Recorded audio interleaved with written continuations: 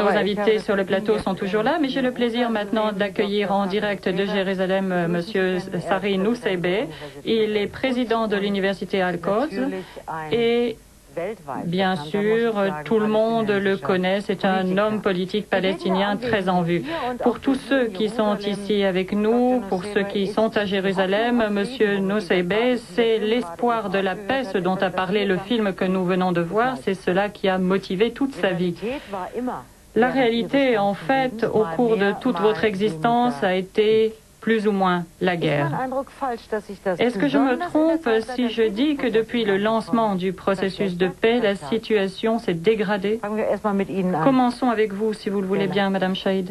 Oui, je dirais que les premières 3 années de l'accord d'Oslo se sont plus ou moins bien passées, puisque maintenant nous avons une autonomie dans la bande de Gaza, une autonomie dans les 6 villes palestiniennes. Nous attendons toujours l'évacuation d'Hébron. Mais je crois que les élections israéliennes sont porteurs d'inquiétude pour les Palestiniens, étant donné les déclarations faites jusqu'à maintenant par le gouvernement israélien. Et donc, nous sommes à un moment clé aujourd'hui pour voir si vraiment ce gouvernement de M. Netanyahou poursuivra les engagements pris par le gouvernement de M. Rabin.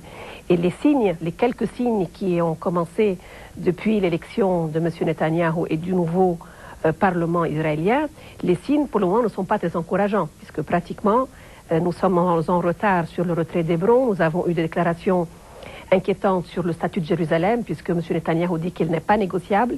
Ce n'est pas en accord avec l'accord d'Oslo. Et il n'y a pas eu de libération de prisonniers. Et pratiquement le processus pour le moment est gelé.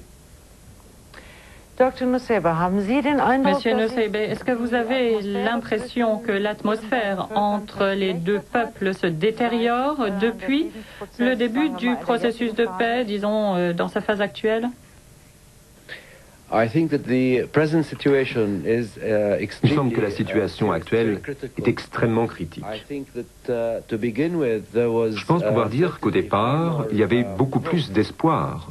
Nous pensions qu'effectivement, nous étions arrivés au terme du chapitre de la guerre, des conflits entre nos deux peuples. Cela étant, depuis quelques mois, en fait, depuis l'élection du gouvernement Likoud, ce qui se passe, c'est que les Palestiniens connaissent des difficultés, aussi bien d'ailleurs pour ce qui concerne les propos tenus par les dirigeants israéliens, que pour ce qui se passe sur le terrain. Je pense à la prolongation des colonies de peuplement, la démolition des maisons à Jérusalem-Est, la confiscation des papiers d'identité de résidents de Jérusalem-Est, des Palestiniens qui habitent Jérusalem. Autrement dit, nous sommes dans une situation, une ambiance qui a été créée depuis quelques mois que je qualifierais de très critique. C'est une situation qui a amené les Palestiniens à se dire que peut-être que le processus de paix s'approche dangereusement d'une interruption. Quelque chose doit être fait pour relancer l'espoir. Le sujet de notre soirée de ce soir, c'est Jérusalem. Et j'aimerais bien qu'on reste centré sur cette ville. Lorsque j'avais déménagé en 78-79 à Jérusalem, les collègues étaient très contents de me montrer que l'on pouvait passer d'un côté à l'autre de la ville. On pouvait circuler donc librement d'est en ouest et d'ouest en est. Les gens se sentaient bien, même si tout le monde n'utilisait pas cette possibilité. Aujourd'hui, la ville est vraiment fortement, nettement divisée. Donc on peut dire que l'évolution s'est durcie. Est-ce qu'on pourra renverser la vapeur, Gadlior? On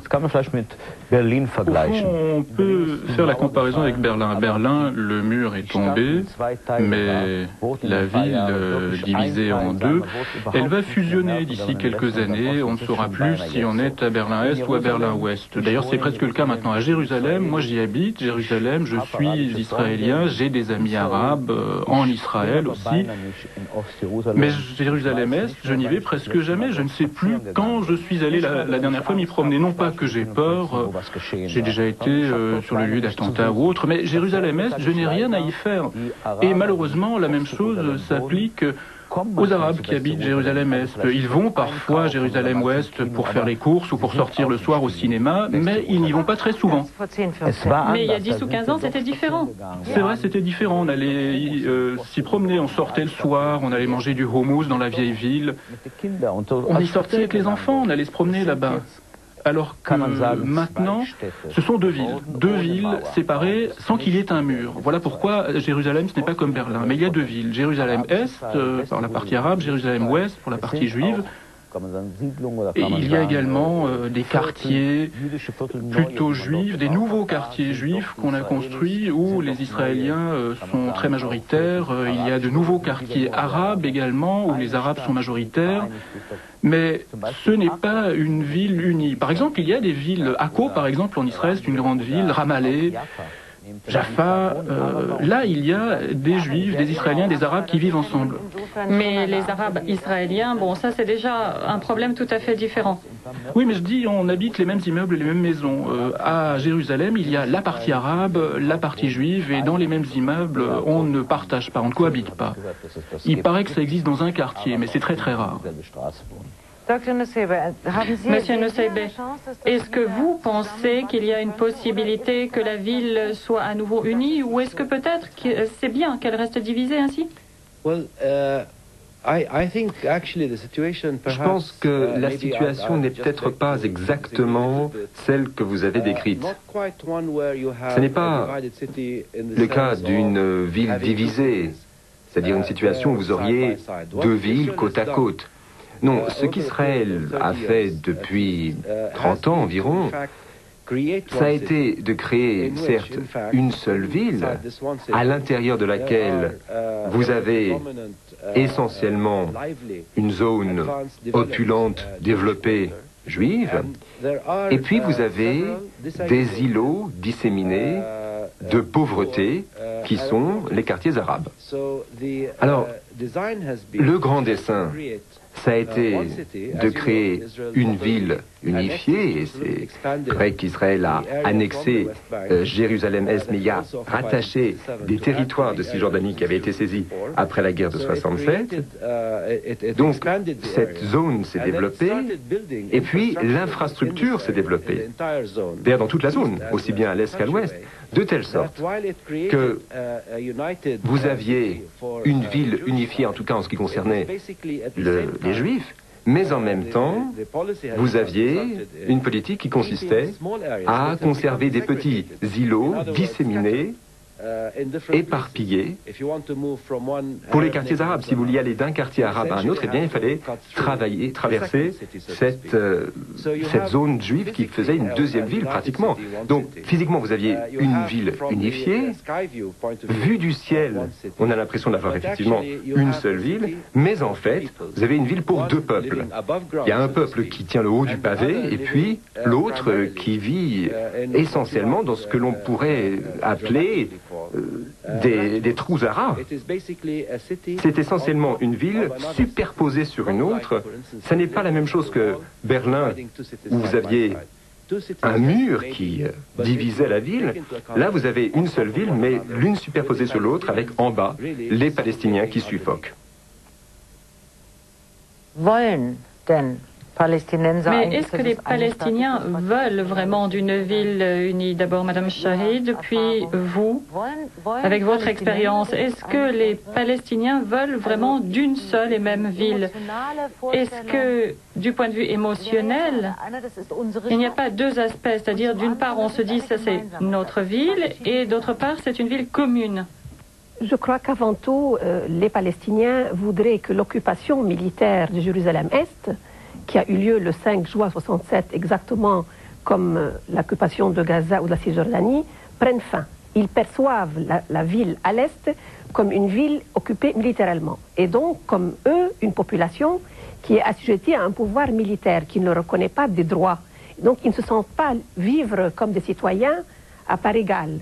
Et ceci se manifeste au niveau du quotidien par tous les droits qu'ils n'ont pas, par la discrimination qui est appliquée aux citoyens musulmans et chrétiens palestiniens vivant à l'Est. Ceci se manifeste par tout ce qui sont les droits quotidiens des citoyens, ça veut dire son droit à bouger, puisque Jérusalem-Est est coupée de la Cisjordanie, elle a une entrée qui est dirigée par un barrage militaire israélien, qu'on a vu d'ailleurs dans le film, et où uniquement les citoyens résidant à Jérusalem peuvent entrer, et tout autre, par exemple, habitant de la banlieue de Jérusalem-Est ne peut pas aller à son travail à l'Est. Ceci dure depuis presque 2 ans. En octobre, ça fera 2 ans. Donc il y a un genre de blocus de Jérusalem-Est. Au niveau des permis de construction, la population palestinienne a l'impression qu'elle n'a pas les mêmes droits que les citoyens israéliens, puisqu'elle n'a pas de permis de construction, d'où les démolitions de maisons dont parlait M. Nusaybi, et qui continuent jusqu'à maintenant. Il y a une semaine, on a détruit des maisons de citoyens palestiniens à Jérusalem-Est sous prétexte qu'ils n'avaient pas des droits de construction.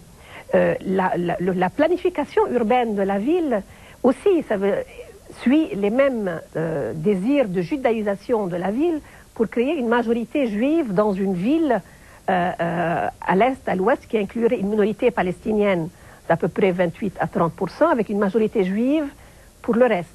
Et donc, la création de toutes ces colonies à l'est prend en étau la population palestinienne au milieu. Pour toutes ces raisons, la première revendication palestinienne est qu'on reconnaisse que Jérusalem-Est est arabe et palestinienne. Nous la considérons comme la capitale de notre État. Et donc, nous ne pouvons pas imaginer une solution de paix où cette revendication de Jérusalem-Est comme le lieu de souveraineté palestinienne n'est pas reconnue.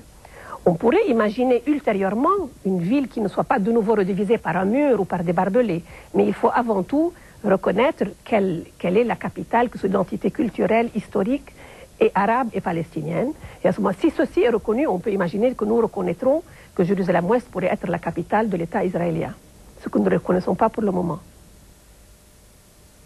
Zuerst muss man sich sagen, was Jerusalem überhaupt ist. Tout d'abord, il faut essayer de voir ce qu'est Jérusalem et quelle Jérusalem on veut. Il y a en fait 2 Jérusalem. Il y a d'une part cette ville radieuse et magnifique qui se compose de centaines et de centaines de pierres d'une mosaïque, des Israéliens, des Palestiniens, mais pas seulement, les Juifs, les chrétiens et les musulmans, mais pas seulement. En réalité, il y a au sein de chaque communauté, la communauté islamique par exemple, des dizaines et des dizaines de petits quartiers. Il y a les musulmans marocains, irakiens, kurdes. Dans les quartiers juifs, il y a, dans les quartiers ultra-religieux, Me'at She'arim par exemple, des dizaines et des dizaines de sectes diverses de Hasidim. Il y a les juifs séculiers, il y a les juifs orthodoxes, et entre les deux, il n'y a absolument pas de communication. Il y a au contraire une sorte de guerre, une sorte de micro-guerre civile entre ces quartiers.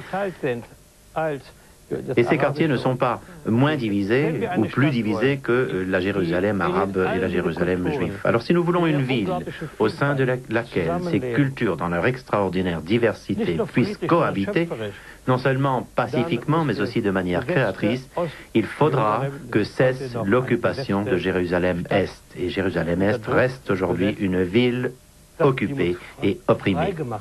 Il faudra libérer Jérusalem-Est.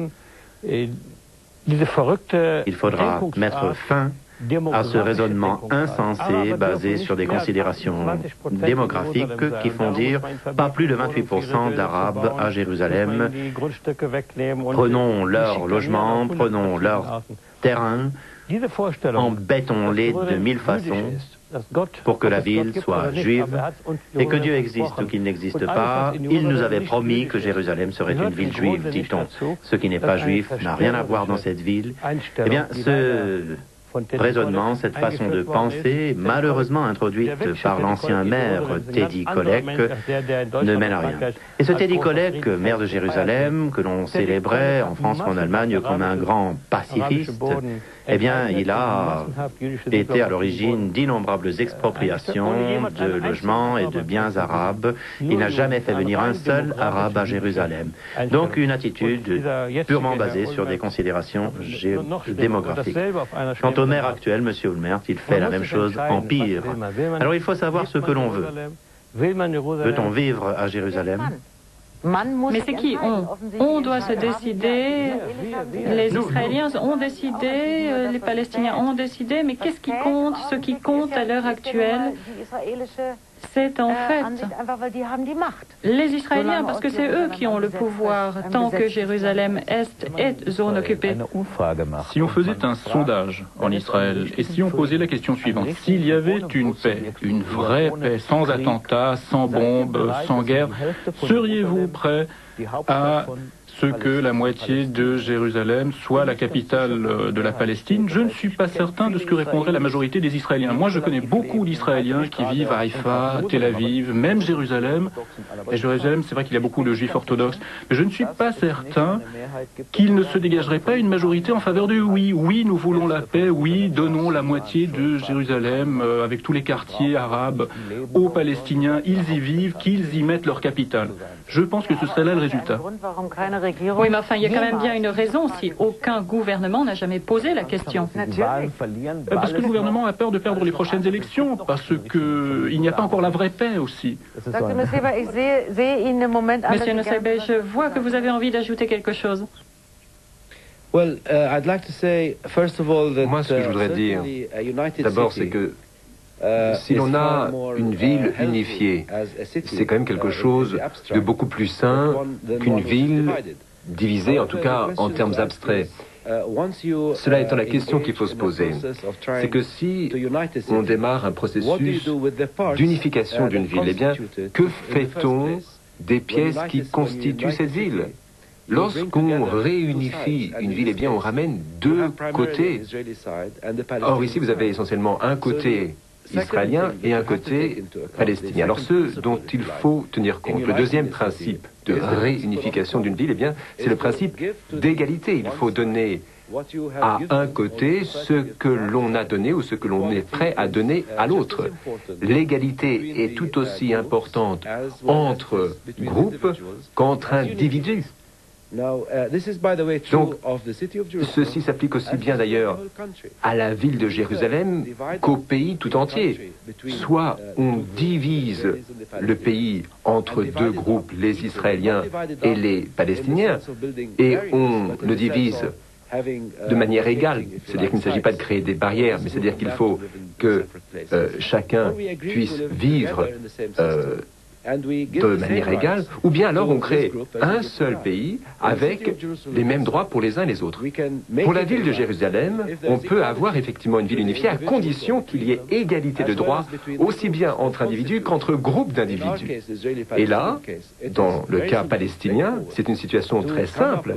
Il suffirait d'avoir une formule dans laquelle la ville de Jérusalem, dans son intégralité, puisse être considérée aussi bien comme une capitale israélienne que palestinienne.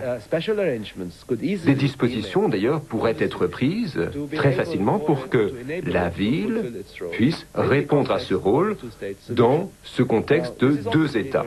Alors ça, c'est très important si l'on veut pouvoir construire la paix, parce que s'il n'y a pas une solution pour Jérusalem, eh bien je ne pense pas que nous puissions jamais faire la paix, non seulement d'ailleurs entre les Palestiniens et les Israéliens, mais entre les Israéliens et le reste du monde arabe et même le reste du monde islamique. C'est-à-dire que cette solution doit être trouvée, comme l'a dit d'ailleurs M. Avneri tout à l'heure, si l'on examine l'histoire des 30 dernières années, en fait depuis 1967, malgré ce que l'on a pu dire, si l'on examine ce qui s'est passé sur le terrain, eh bien, la politique a consisté à créer, certes, une ville unifiée, mais dans laquelle le principe d'égalité n'a pas été respecté.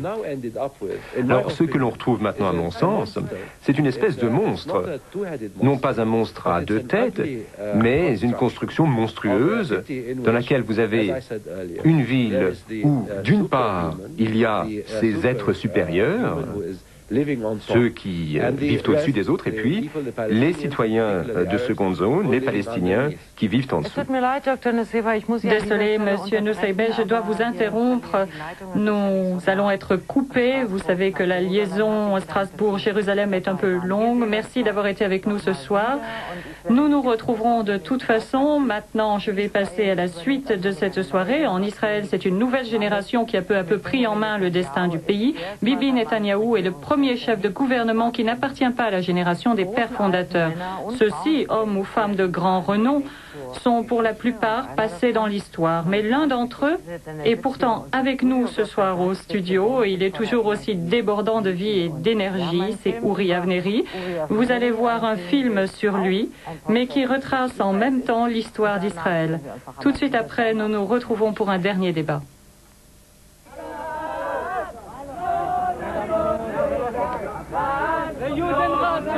Sur la route de Jérusalem à Hébron.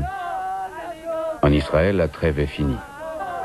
Quelques semaines après l'assassinat du Premier ministre Yitzhak Rabin, les adversaires de la réconciliation avec les Palestiniens sont redescendus dans la rue. Ils refusent la paix au nom de la terre promise qu'ils sont prêts à défendre par tous les moyens. Malgré l'intervention de la police, le groupuscule de fanatiques peut compter sur l'intérêt des médias.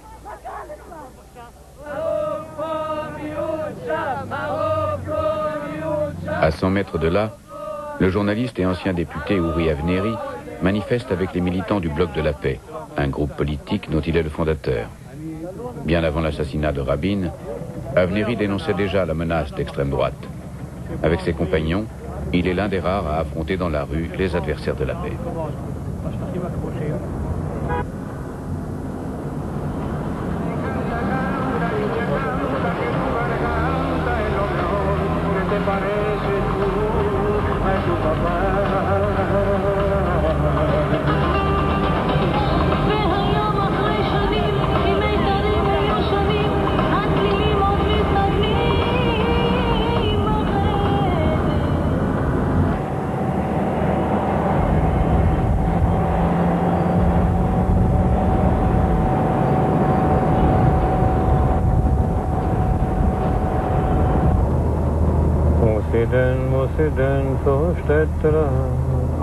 Faut-il donc que je quitte cette ville? Attendez, ou bien l'autre? J'associe toujours ces deux chansons. L'autre, c'est... Adieu, chère patrie. Non, c'est bien la première. Faut-il donc que je quitte cette ville te laissant derrière moi, mon amour? Hanovre, quartier de Waldhausen. Uri Avnery a passé son enfance dans cette villa bourgeoise.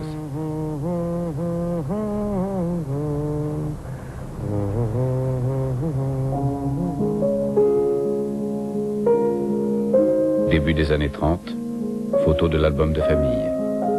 Uri Avnery s'appelait alors Helmut Ostermann. Son père, Alfred Ostermann, était un banquier juif riche et réputé. En novembre 1933, la famille fut chassée par les nazis. Helmut avait alors 10 ans.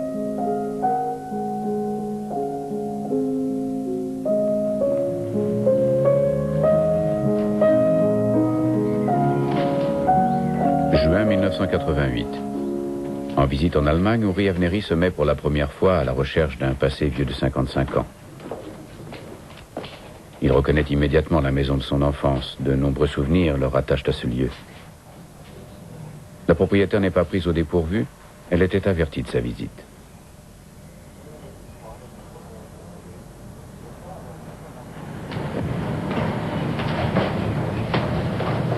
Guten Tag.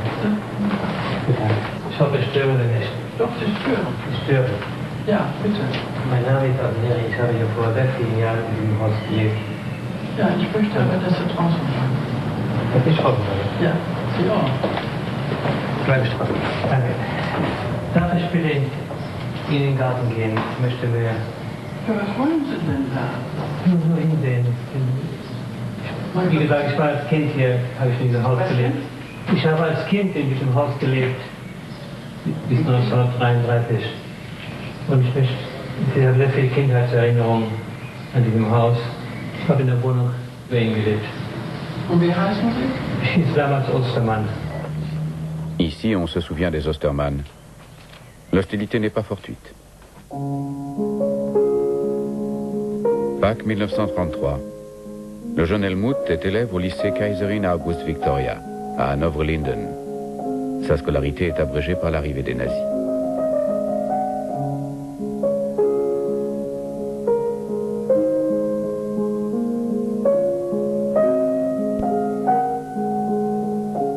Son condisciple Rudolf Augstein, qui deviendra l'éditeur du magazine Der Spiegel, avait apparemment déjà trouvé sa voie.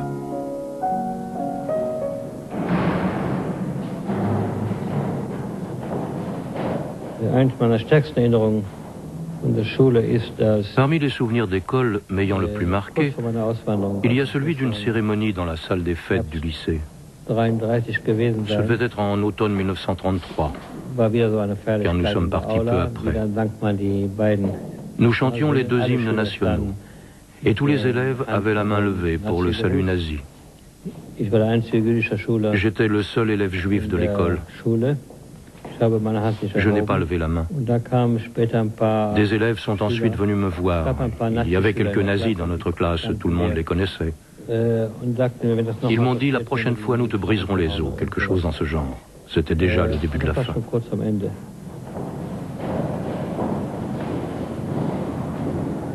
À Marseille, les Osterman s'embarquent à bord d'un bateau français, le Sphinx, pour rejoindre la Palestine. Destination, la ville arabe de Jaffa. En Palestine, les organisations sionistes construisent le foyer national juif.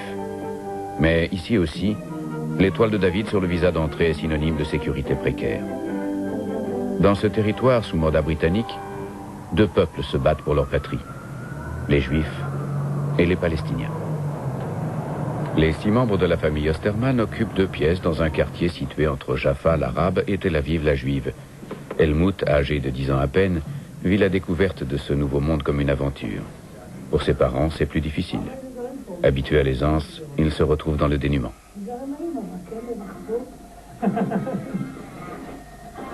Hier haben meine Eltern gewohnt.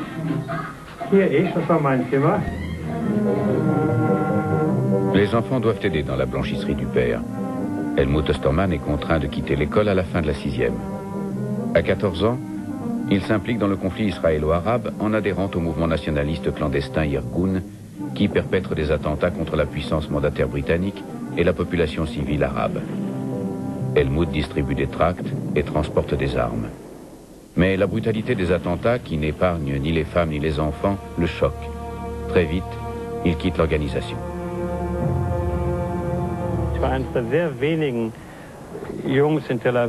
J'étais l'un des rares jeunes de Tel Aviv à fréquenter les Arabes de Jaffa.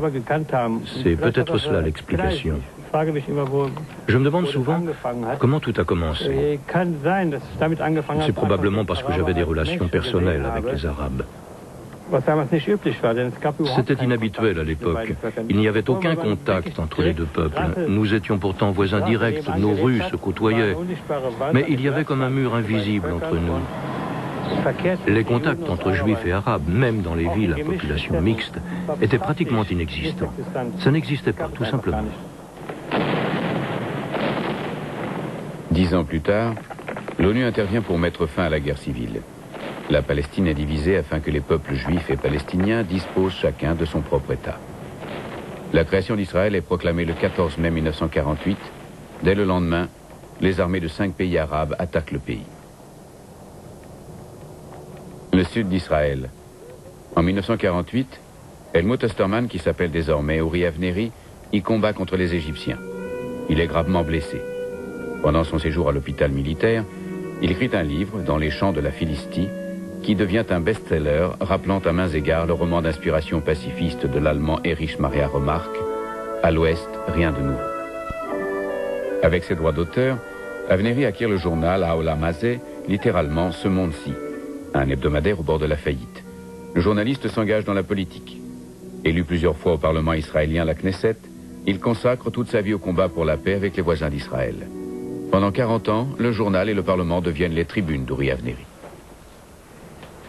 Knesset 6, Knesset 7. Durant 10 ans, Avneri siège à la Knesset, communique représentant d'un parti pacifiste initialement nommé comme son journal, le Haolam Hazeh.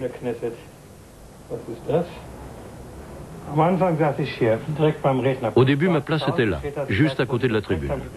Lévi Eshkol était Premier ministre. Il m'aimait bien. Moi, je ne cessais de l'interrompre. Finalement, il s'adressait directement à moi. C'était une sorte de dialogue. Alors un jour, on a décidé que cette place était trop bonne pour moi. Et on m'a placé là, le plus loin possible.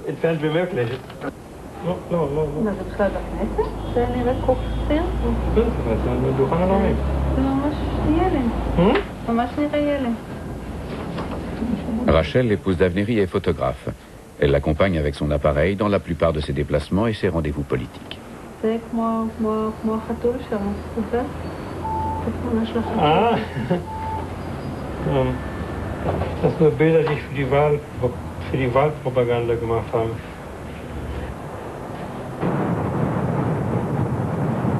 Rachel Grunbaum est née à Berlin. Elle et Uri se sont mariés il y a 35 ans entre deux réunions politiques. L'un et l'autre ont oublié le jour exact de cet événement.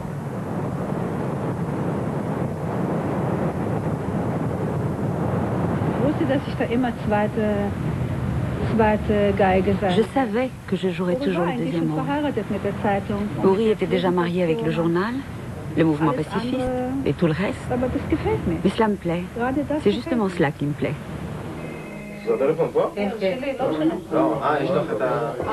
Jérusalem, studio de la première chaîne de télévision israélienne. Uri Avnery est devenu un invité très sollicité sur les plateaux. Qu'il s'agisse de la paix ou des problèmes de société, ses points de vue sont toujours minoritaires. Mais l'attention qu'il suscite n'est pas faite pour lui déplaire. Le débat sur la paix divise profondément le pays. Avnery a toujours provoqué et défié l'establishment.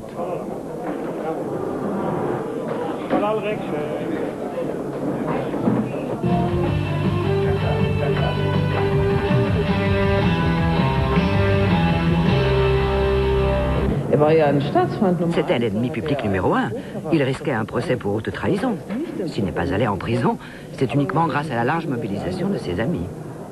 Pour l'écrivain Angelika Schropsdorf, qui vit à Jérusalem, l'image d'Avnery parmi les Israéliens d'origine allemande est un peu particulière.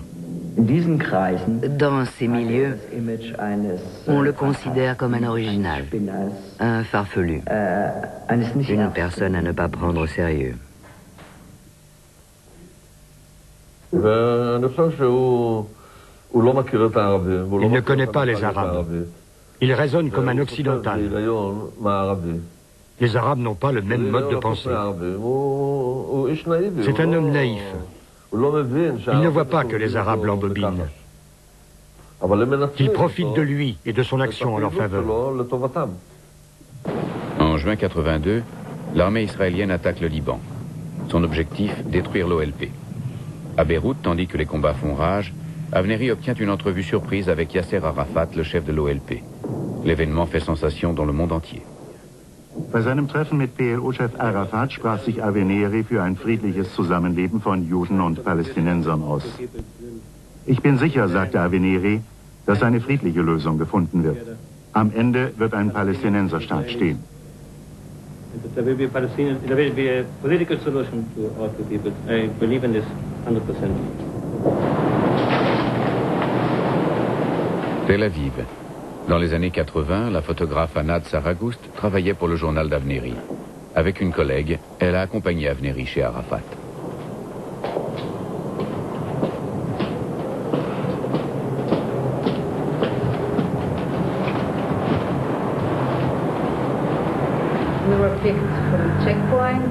On est venu nous chercher au poste de contrôle. Nous avons appris plus tard que c'était la propre voiture d'Arafat. Une grande Jeep, avec une escorte devant et derrière. On nous a conduits dans un appartement. Au bout d'une heure environ, la porte s'est ouverte. C'était lui. Nous ne le connaissions que par ouï-dire, par des photos et par les histoires horribles qui circulaient sur son compte. Il portait un uniforme.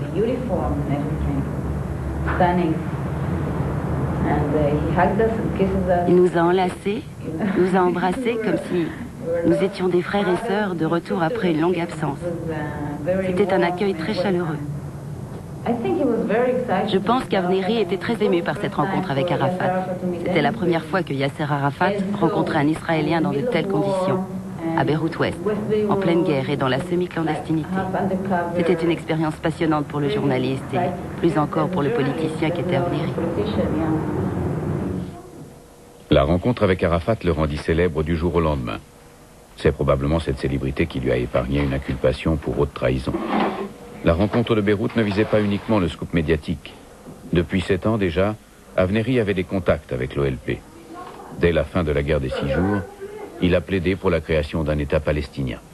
Un véritable sacrilège en Israël.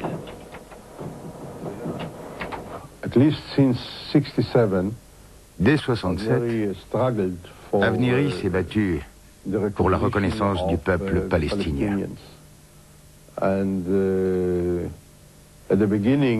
Au début, le gouvernement affirmait qu'un accord avec les Palestiniens était impossible. Leur réaction spontanée était de dire qui sont les Palestiniens. La nation palestinienne, la citoyenneté palestinienne, ce sont des balivernes. Cela n'existe pas. Golda Meir, par exemple. Lorsqu'Avnéry soulevait la question palestinienne au Parlement, Golda Meir rétorquait « Les Palestiniens? Qui sont ces gens ?» Les choses que j'ai dites pendant 40 ou 45 ans étaient tellement évidentes que l'on a du mal à comprendre pourquoi elles n'ont pas été admises tout de suite. À savoir que deux peuples vivent dans ce pays et qu'ils y resteront tous les deux. Un compromis pacifique est donc nécessaire entre ces deux peuples. Ils doivent se reconnaître mutuellement et se partager le pays, afin que chacun puisse vivre dans son propre État, sous son propre drapeau, et qu'il puisse, espérons-le, cohabiter pacifiquement de part et d'autre d'une frontière ouverte. Longtemps, Avnéry fut pratiquement l'un des seuls dans tout le Proche-Orient à défendre cette idée. En ce début des années 70, la disparition de l'État d'Israël était inscrite au programme de l'OLP. En octobre 1973, la guerre du Kippour, remportée de justesse par les Israéliens, met fin aux espoirs arabes de vaincre Israël par les armes. De hauts dirigeants de l'OLP demandent des négociations directes avec Israël. Leur objectif était la création d'un État de Palestine dans les territoires occupés par Israël en Cisjordanie et dans la bande de Gaza.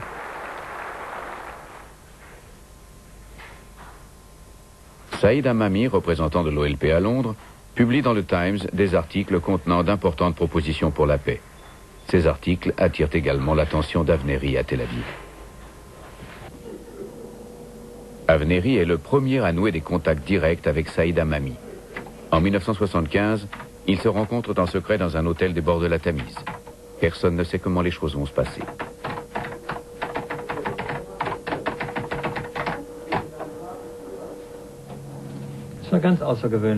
C'était très insolite. Il a commencé par dire qu'il voulait exposer ses points de vue le premier, et c'est ce qu'il a fait, pendant 10 à 15 minutes. Alors je lui ai dit, en fait, nous n'avons pas besoin de discuter. Nous sommes exactement du même avis. Nous envisageons la même solution. Pour moi, la question était évidemment de savoir comment influencer l'opinion publique israélienne. Alors j'ai proposé toutes sortes de choses que l'OLP pouvait faire. Et il m'a dit, doucement, doucement, les Israéliens sont trop pressés. La politique de paix d'Arafat était contestée. Hamami devait tenir compte des conflits au sein de l'OLP. Très vite, l'importance d'Avnéry pour l'OLP est devenue évidente. L'utilité de ces contacts est apparue très clairement dans les mois suivants. Hamami m'a appelé ici plusieurs fois.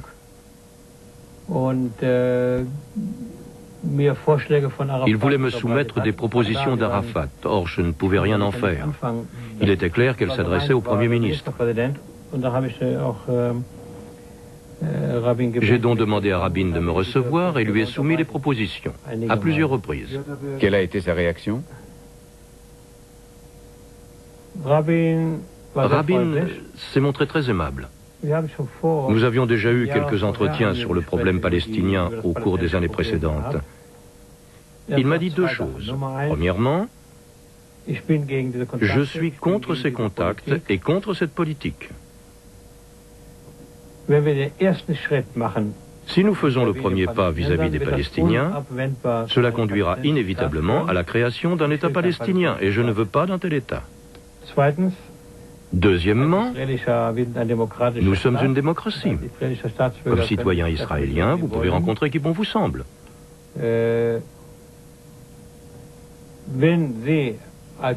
Si vous estimez, en tant que citoyen israélien, détenir des informations qui pourraient m'être utiles En tant que Premier ministre, ma porte vous est toujours ouverte. Dès 1976, Avnéry cherche à convaincre Rabin, alors nouveau Premier ministre, de tendre la main à Arafat. Mais 17 ans devaient encore s'écouler avant la poignée de main scellant la réconciliation entre Rabin et Arafat. Uri Avnéry connaissait le long parcours qui avait fait du militaire Yitzhak Rabin un partisan de la paix. Les deux hommes étaient en contact depuis des décennies.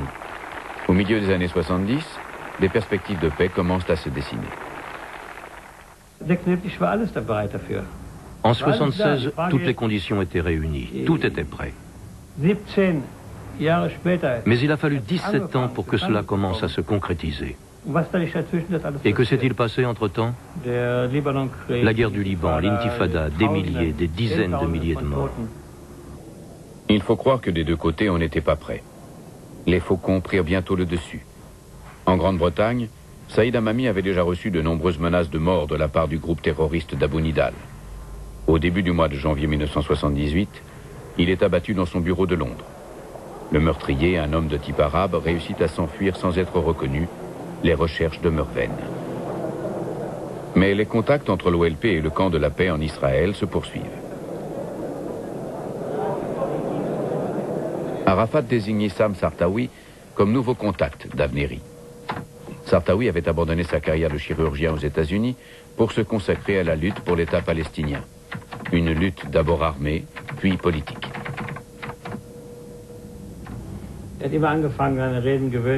Il commençait habituellement ses discours par ces mots. Uri Avnéry et moi sommes deux anciens terroristes, faisant allusion à mon passé dans l'Irgun. En tant qu'anciens terroristes, nous nous comprenons. Et nous comprenons pourquoi la paix est si importante. Quels étaient les rapports entre Issam Sartawi et Uri Avnéry? Je ne les ai jamais vus ensemble, je ne peux pas vous dire.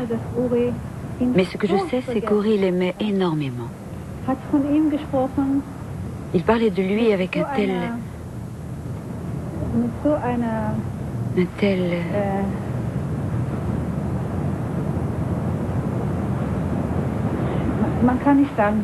Enthousiasme n'est pas le mot.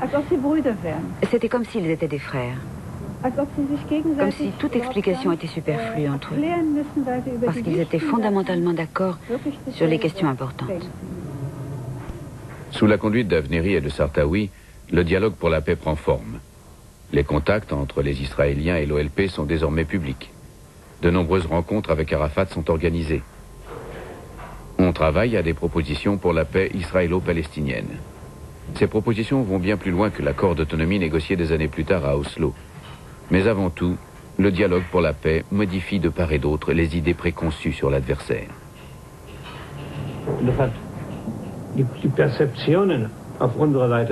La perception de l'ennemi a changé dans les deux camps.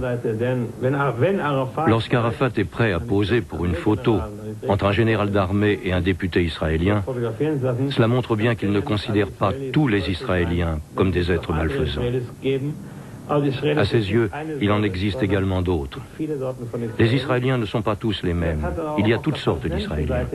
Certains Palestiniens ont alors porté un regard totalement nouveau sur Israël. Des bases importantes furent ainsi établies pour l'instauration de la paix dans les années 90.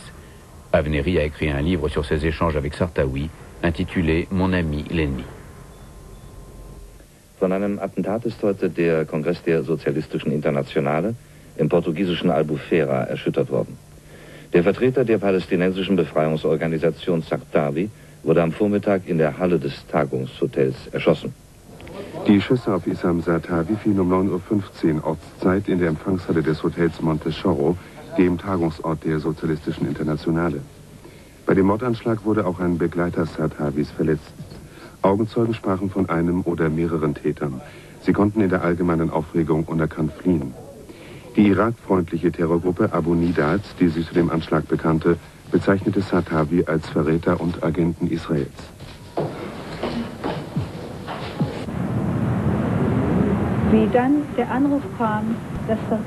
Lorsqu'il a reçu le coup de fil lui annonçant l'assassinat de Sartawi, Uri m'a dit Viens, viens vite. Sartaoui est mort.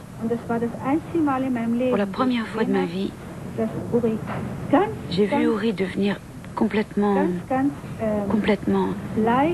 totalement blême.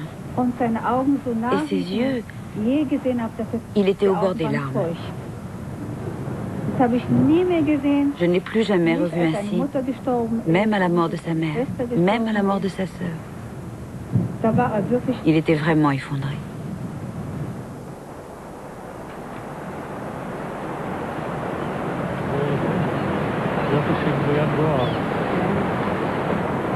Le 10 septembre 1993, jour du 70e anniversaire d'Avnéry, c'est la poignée de main historique entre Arafat et Rabin à Washington.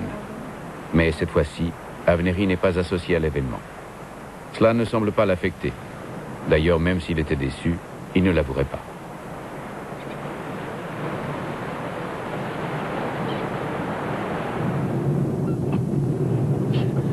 Visite dans la bande autonome de Gaza.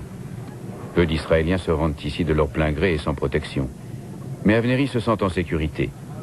La plupart des 800 000 habitants sont des réfugiés. Les Israéliens ne patrouillent plus à Gaza depuis mai 1994. La ville est dorénavant administrée par les Palestiniens.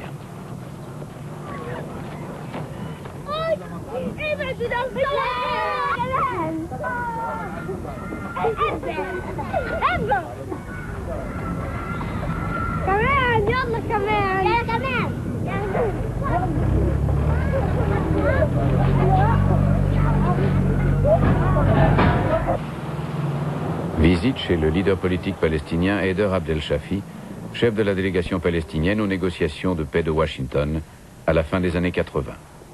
Aujourd'hui, il fait partie de ceux qui critiquent l'autonomie.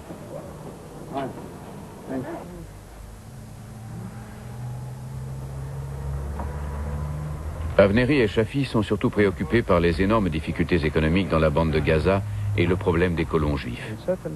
Autant d'obstacles qui, selon les deux hommes, empêcheront encore longtemps la création d'un État palestinien. Mais, signe de changement autrefois impensable, Abdel Shafi est invité à venir s'exprimer à Tel Aviv devant des Israéliens. Eh bien, j'espère, moi, que ce sera possible. Mais peut-être que ce sera impossible.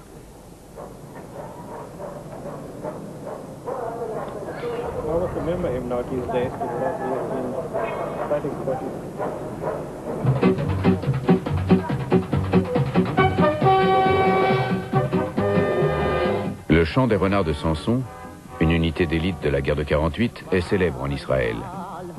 Avnéry s'est lui-même battu chez les renards contre les Égyptiens. À notre retour de Gaza, petit détour en Philistie, où s'est déroulée la bataille. Aujourd'hui, Avnéry ne pense plus à la blessure qui faillit lui coûter la vie.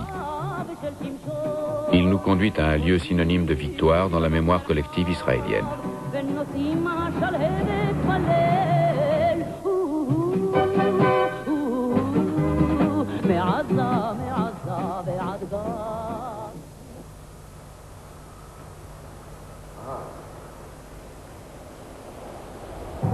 Das sieht mir aus wie eine alte Moschee.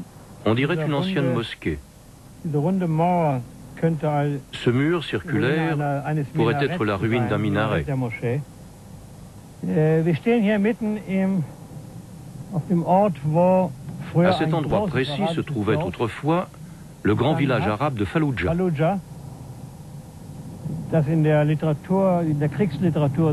Village demeuré célèbre parce qu'en 1948, une brigade égyptienne entière y est restée encerclée jusqu'à la fin de la guerre. Dans la littérature, cet endroit est nommé cuvette de Fallujah.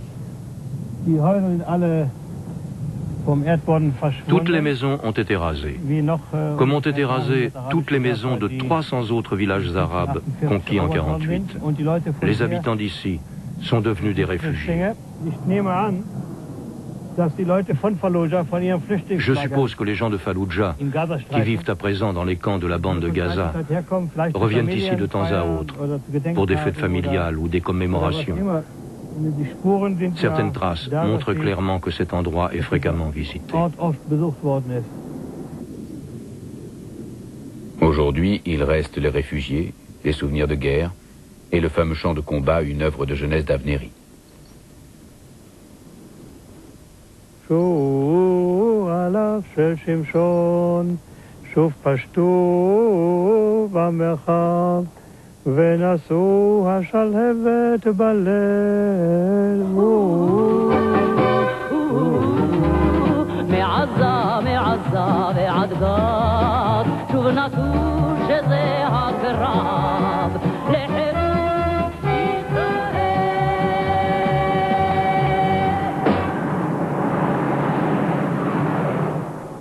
La bataille de 48 en Philistie représente un moment clé dans la vie d'Avnéry.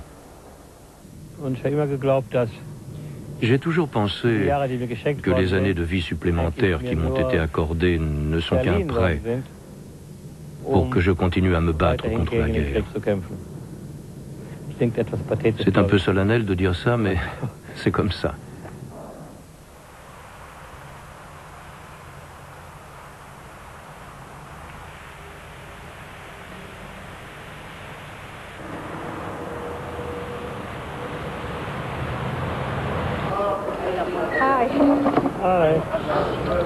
Vendredi soir à Tel Aviv.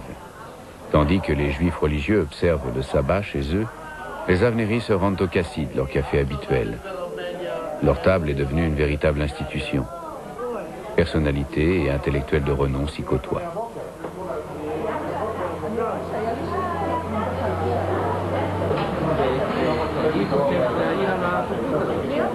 Parmi eux, Anne Ponger du journal allemand Süddeutsche Zeitung et Itzhak Livni, ancien président de la télévision israélienne.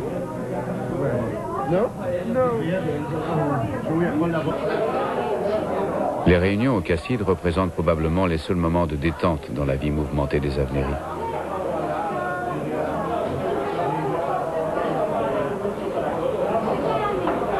On connaît peu la vie privée de Rachel et de Uri, mais peut-être existe-t-elle seulement sur de vieilles photos. Dès le début, la vie du couple est marquée par un tourbillon d'événements peu ordinaires. À cette époque, j'avais 2 chevaliers servants. Je partageais mon temps entre eux, réservant au premier la tranche horaire jusqu'à 10 heures et à l'autre le reste du temps. Ce jour-là, je devais rejoindre Uri à la rédaction. Lorsque je suis arrivée en moto avec mon premier amoureux, j'ai vu démarrer une ambulance. On m'a dit, c'est le rédacteur d'Aloha Mazé, on vient de le battre à mort. Nous avons immédiatement suivi l'ambulance qui fonçait vers l'hôpital, sirène hurlante. À l'hôpital, il s'est avéré qu'il vivait encore. Ils l'ont immédiatement admis aux urgences pour lui faire des points de suture. Des paras avaient voulu se venger d'un article écrit par Uri dans son journal. Uri Avnéry a été victime de 5 attentats. Le dernier remonte à 1975, lorsqu'un malade mental a fait irruption chez lui, le blessant avec un couteau. C'est essentiellement son activité d'éditeur dans cette maison qui a désigné Avnéry comme cible de juifs fanatiques. Jusqu'en 1989, ce bâtiment aujourd'hui abandonné abritait la rédaction de son journal, Haolam Mazé. Pendant 20 ans, Avnéry a travaillé ici comme rédacteur en chef. Le journal a fait faillite il y a 5 ans. Son style a été imité depuis par des éditeurs dotés de moyens plus importants. Pendant des dizaines d'années, Avnéry avait su résister aux pressions politiques et économiques et créer de véritables standards journalistiques. Lorsque nous avons repris le journal en 1950, nous avons développé un concept original. Une moitié du journal traitait de politique, très sérieusement. Nous défendions les opinions les moins populaires dans le pays. Des idées complètement contraires aux positions du gouvernement, mais également d'une grande partie de la population. L'autre moitié du journal abordait des problèmes de société, sur un ton plus léger. Elle était si divertissante, si attrayante, que l'on ne pouvait s'empêcher de lire le journal. La simplicité du concept assura le succès du journal.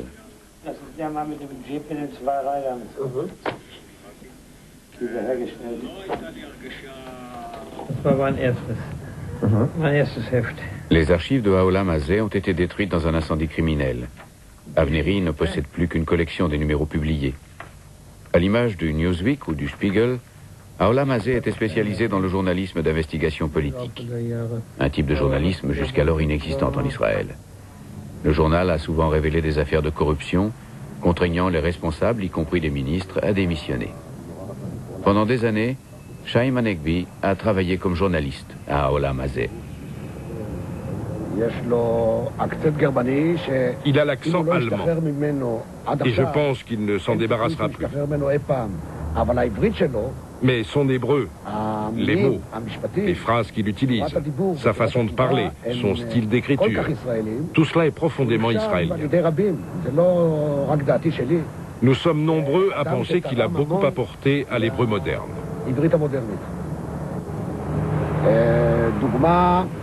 Un exemple,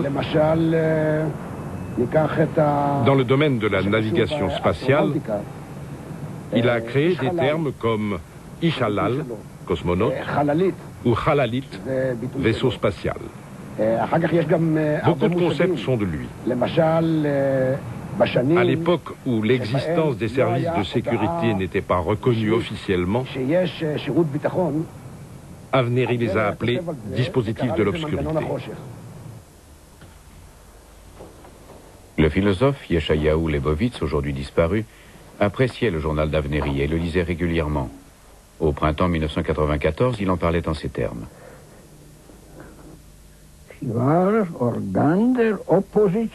C'était l'organe de l'opposition contre la politique de l'État israélien, du moins depuis la guerre des 6 jours.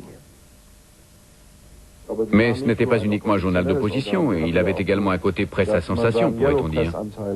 C'est vrai, mais cela est sans intérêt. Vous le lisiez quand même? Bien sûr. Je n'ai pas toujours approuvé les positions d'Avnéry ou les articles dans Aolam Hazeh. J'ai souvent été très irrité par ce journal, par son manque de recul vis-à-vis des Arabes. Je pense qu'il est très important que le public sache que les Arabes ont droit également à des critiques. Il dit toujours la vérité trop tôt, et les gens n'aiment pas cela. Aujourd'hui encore, il dit des choses qui ne sont absolument pas acceptées en Israël. Mais les gens sont différents. J'ai découvert Uri Avnéry lorsque j'étais au lycée. À cette époque déjà, je lisais avec passion ses livres et son journal. Il a des idées différentes. À quel journal allemand pourriez-vous comparer à Aolam Hazeh? Au Spiegel? La scolarité commune à Hanovre de Augstein et Avnéry remonte à bien longtemps. Depuis, Avnéry a écrit pour le Spiegel. Comment a-t-il retrouvé son ancien camarade de classe? Le parallèle est toujours un peu étrange. J'ai retrouvé Rudi dans les années 50. Pourrais-tu m'appeler Rudolf, s'il te plaît? Je t'appelle bien Uri, moi, et pas Helmut. Ok.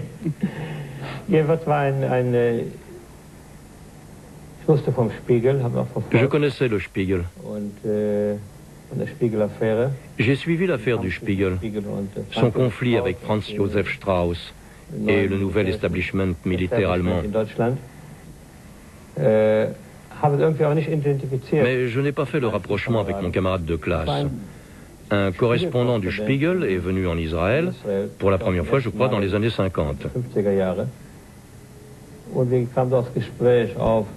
Nous avons parlé de son rédacteur en chef.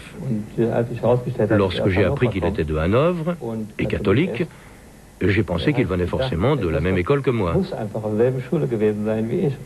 J'ai demandé aux journalistes de se renseigner. Et il s'est avéré qu'il s'agissait de mon ancien condisciple, Augstein. J'ai toujours trouvé cela assez étrange, car à l'époque, nous avions le même type d'ennui. Les deux journaux avaient le même genre d'ennemis, les mêmes affaires à scandale. Aolam Hazeh a été la cible d'attentats à la bombe.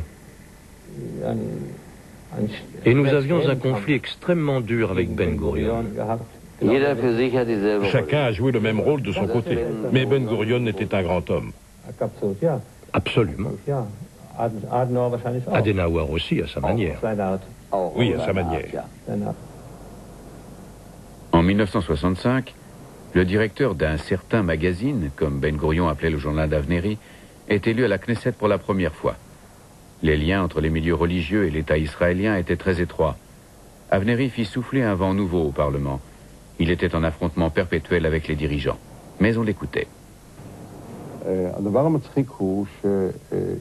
C'était franchement drôle. Au Parlement, certains de ses adversaires venaient écouter ses discours ou ses propositions de motion, même s'ils votaient contre tout de suite après. Tous les dirigeants politiques de l'époque venaient l'écouter. Le Premier ministre Golda Meir, son prédécesseur Levi Eshkol, le leader de l'opposition Menahem Begin. Habituellement, il se trouvait à la cafétéria. Et lorsqu'Avnéry tenait un discours en assemblée plénière, ils en revenaient pour l'écouter attentivement. Begin avait l'habitude de l'interrompre. Mais en général, on le considérait. En aucun cas, Avnéry ne leur était indifférent.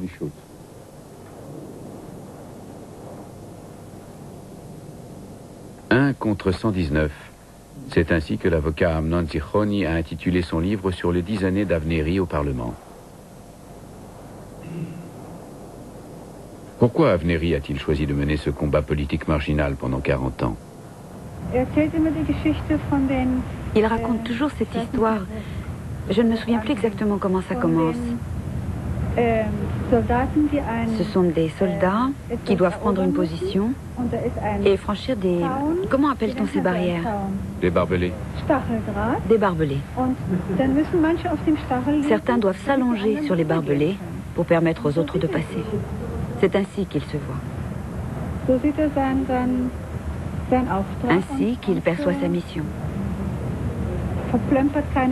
Et il ne perd pas de temps à arriver. D'ailleurs, il y a toujours des choses à faire. Il est constamment pressé, pris dans un tourbillon. C'est un enchaînement perpétuel d'événements. Il n'a pas le temps d'avoir des états d'âme, car il y a constamment des choses très importantes qui attendent d'être réglées.